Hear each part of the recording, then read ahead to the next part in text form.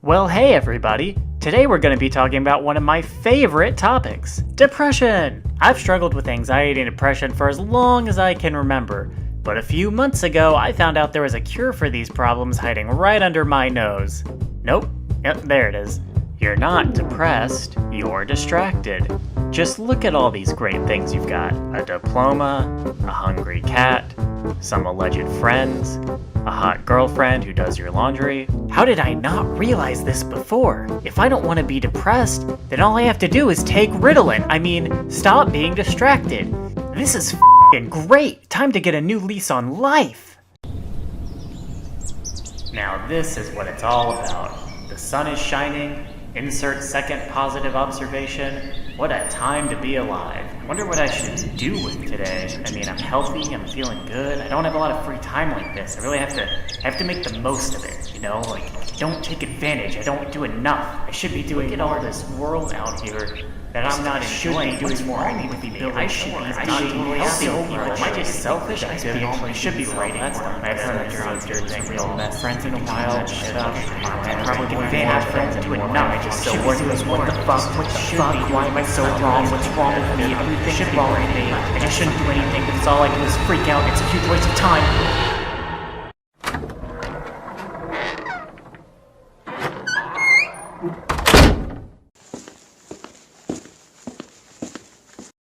This is a very misleading picture, and not just because it's terrible advice. This line is actually a quote from Facundo Cabral, an Argentinian singer who had a tremendously difficult life. It's important to know the full context of the quote before dismissing it entirely, so today we're going to investigate why that depression picture doesn't make sense.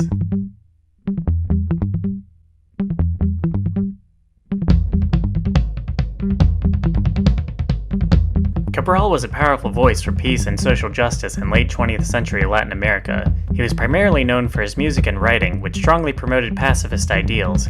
Eventually, he was labeled a protest singer and driven from his home country of Argentina. After taking an hour-long break to watch this video from Bad Empanada, which is pretty good, you might want to check it out, I learned that the country was under corrupt military law and used oppressive force to silence left-leaning activists or anyone else who opposed neoliberalism. So yeah, it wasn't a great time to be a boho hippie singing peaceful protest songs. So if karma exists, which of course it does because the universe is a totally fair place where everyone gets what they deserve, Cabral most definitely met his quota for suffering and was destined for nothing but peace and joy for the rest of his life.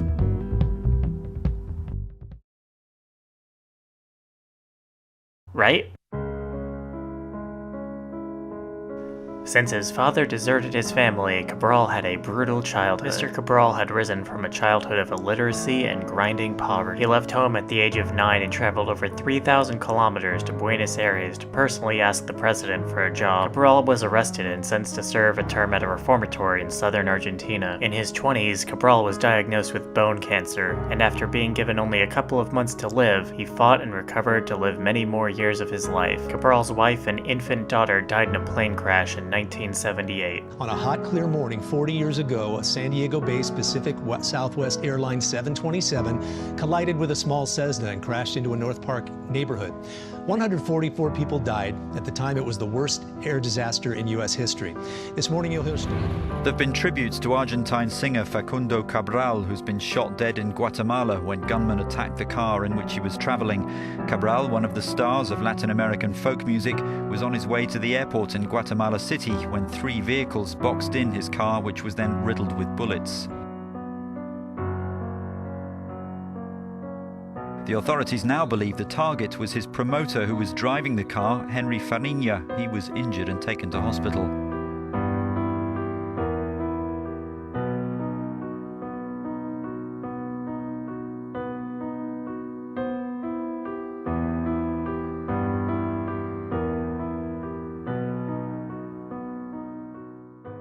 Boy, that newscaster talking about the plane crash, he could just not even pretend like he gave a crap about a disaster that happened over 40 years ago.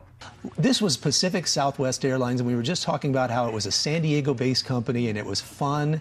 Anyway, take all of this with a grain of salt, because it's not easy to find information about Cabral's background, but I think it's safe to say he went through a lot, and that's really what's important for our discussion today. In spite of all he went through, Cabral was known for his positivity. He didn't demand or expect much from life and saw all of its experiences, even the difficult ones, as part of the thrill that is living. "You're not depressed, you're distracted" originally comes from one of his written works. It's a short piece that gives us a better picture of his approach to life and suffering. You are not depressed, you are distracted.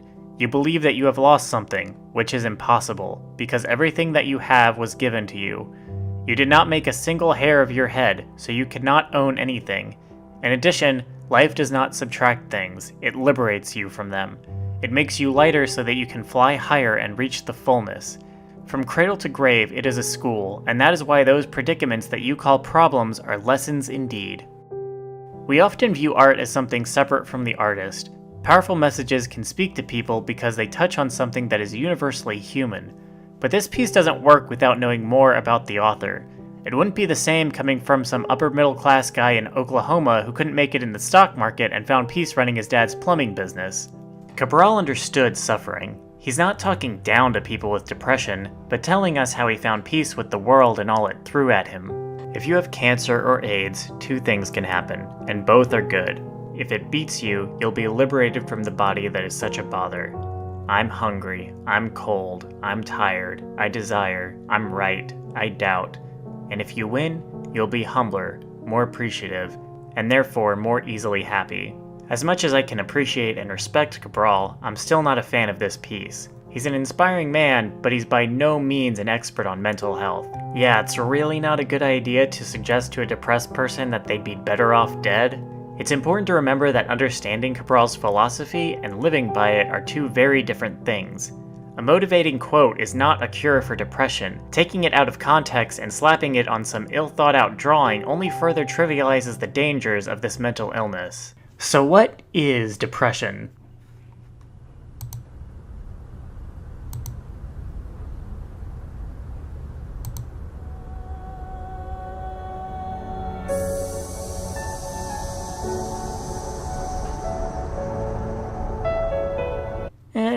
It's just being sad sometimes. Or more specifically, being sad for 2 straight weeks.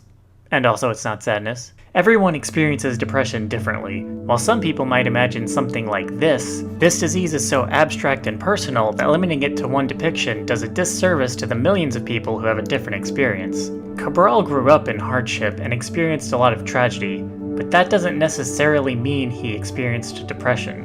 Some people have an easier time adapting to difficult situations. There's a complex relationship between biology, life experience, and mental health problems. That's why there is no one treatment for depression. Therapists don't just work from a template when they take on new patients. They have to build relationships and understand their patients as unique individuals. And I'm using a clip of Dr. Melfi with Tony Soprano here, but God, no, she was a terrible therapist for him, just awful. You know, sometimes what happens in here is like taking a shit. So that brings us back to this picture. Cabral's quote was already problematic, and this just makes it even worse. Giving the creator the benefit of the doubt, I believe they made it with the best of intentions, and if there are people who find comfort in it, then that's good. But this is a dangerous oversimplification that treats the patient as the problem, rather than the condition itself. My personal brand of depression leads to a lot of self-loathing and blame. The first thing I thought when I saw this picture was, why can't I just be happy with what I have? And if the questioning ended there, maybe it wouldn't be so hard to handle, but is getting a diploma really one of my goals? This isn't what I wanted to do with my life. That picture is really old. What if those people don't consider me friends anymore? What if my partner is depressed? What if I'm not a good partner? Is my cat really happy? I have no way of knowing. What if being happy with where I am stops me from pushing for more? What have I done with my life lately? Yeah, it never ends there. One of the biggest advantages depression has is our tendency to dismiss it. We often blame ourselves or write it off as something else. Instead of addressing the issue, we've trained ourselves to avoid it. And because we're not willing to examine our own feelings, we've cultivated a culture where depression often goes unrecognized or diminished as something you should just get over. Many people don't take depression seriously until suicide is brought up. It's important to remember that not everyone who is depressed has suicidal tendencies. Like I said, depression takes many forms, even some where a person's life might seem completely normal on the surface. But the stress and avoidance take their toll over time, and suicide is not the only way depression can take someone's life. The point is, maybe distraction plays a role in someone's depression, but just realizing that isn't a cure. This problem requires self-reflection and examination of the underlying factors causing depression. This is not something many people can do alone, because it's our own internal narratives that cause the problem in the first place. Finding a good therapist is one of the best things you can do to address the problem. Unfortunately, not everyone has access to this resource. So the next best thing you can do is start a fucking YouTube channel! There is no better way to deal with anxiety and trauma than by spewing it all over public forums where your angst will live on forever. Who better to listen to your problems and validate you than random people who get snippets of your personality? Truly, no one in the world will understand you better than the people who you kinda sorta know online. They love you more deeply than your family ever could, and they will never betray you. Only bad people are affected by cancel culture, so you can rest assured that if people start turning on you, it's because you really are a shitty person. Okay, if you want some actual resources for affordable mental health services, I've included some resources in the description. If you got something useful out of this video and think others could too, please give it a like, share, and subscribe. Thanks as always to my patrons, and if you support what I'm doing and want to see more, maybe consider joining yourself. And before we end this video, there's just one more thing you should know about. The United States has been devastated by COVID-19. Millions can't work, yet the government gives trillions to Wall Street and the banks, leaving us to pay rent, student debt, and feed ourselves with no income. Frontline workers are being treated as expendable. All throughout history, the ruling classes put their interests above the welfare of the people. Generations before us have fought and died for the rights we enjoy. We are going to be performing labor and rent strikes on May 1st to fight back during the greatest crisis of our times. Go to genstrike.org or the video in the card to find out how you can help.